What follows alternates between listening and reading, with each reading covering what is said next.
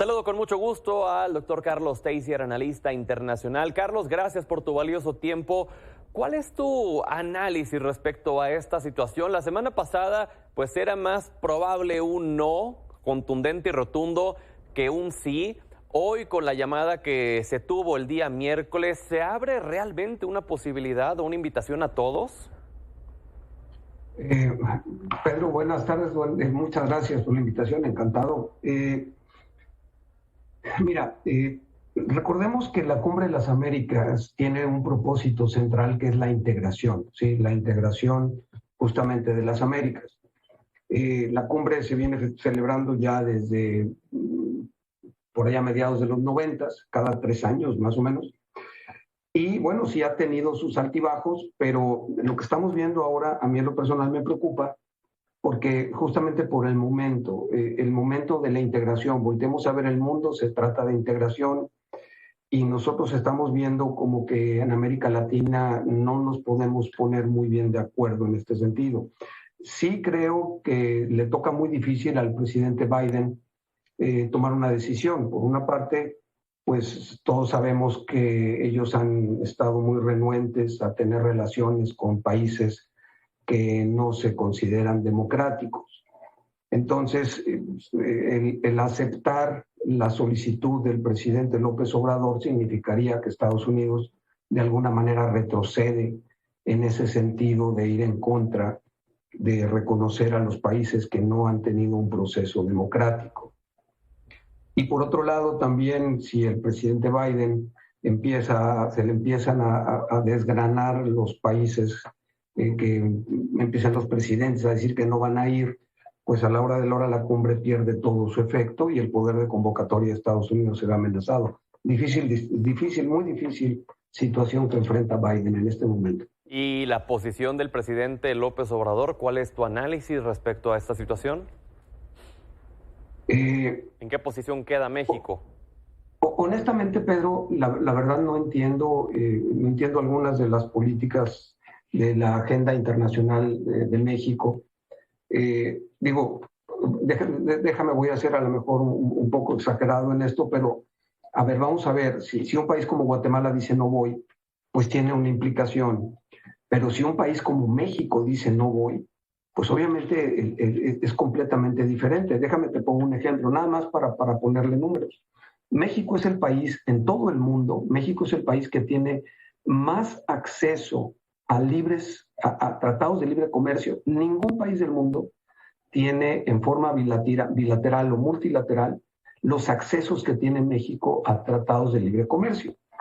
Entonces, en el caso de México con Estados Unidos, estamos hablando de que nuestra balanza comercial es de 166 billones de dólares, es lo que nosotros les vendemos, les compramos y nosotros les vendemos a ellos 196. En otras palabras, México tiene una balanza comercial positiva con Estados Unidos de 166 billones de dólares.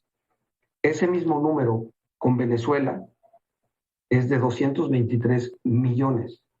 Para darnos una idea, estamos hablando del 76.4% del comercio de México contra el 0.052%. Obviamente, el peso específico es completamente diferente.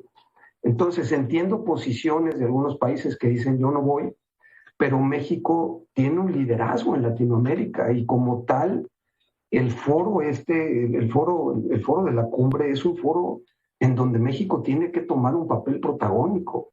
Pensar que no estaríamos ahí, más allá de significarle algo malo al gobierno de Biden, que por supuesto sí sería malo para ellos, yo creo que sería muy malo para nosotros, para México como país. ¿El hecho de que no vaya el presidente y que sí vaya una representación se interpretaría de la misma manera?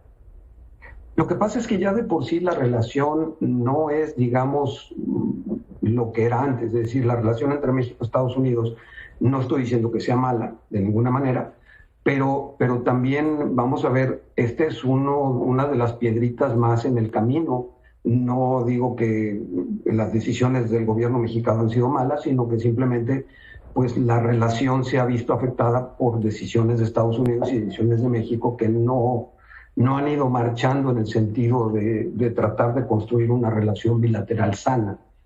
Eso es lo que a mí me preocupa.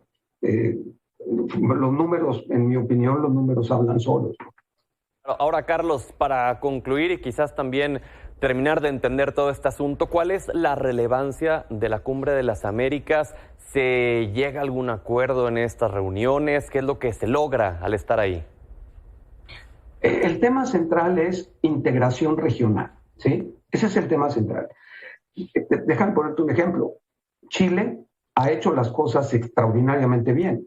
Chile se empieza a posicionar como uno de los países líderes en esta integración regional.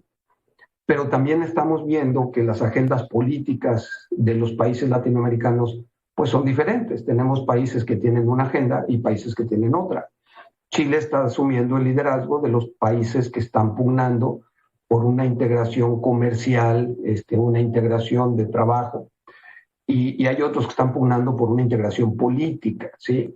Entonces, esta cumbre lo que hace es ordenar todo esto y ponernos a todos en un contexto de desarrollo y de integración en América, que pues yo nunca había visto que fuera tan, vamos a decir, tan más fuera de contexto que lo que estamos viendo. Es decir, difícilmente podemos hablar de integración cuando desde la misma convocatoria tenemos ya problemáticas de quién va a ir y quién no va a ir, ¿no? Exactamente. Carlos, un gusto como siempre poder platicar contigo y que nos ayudes a entender estos temas. Gracias y seguimos en comunicación. Por el contrario, muchas gracias, Pedro, encantado, un gusto. Gracias, doctor Carlos Teissier.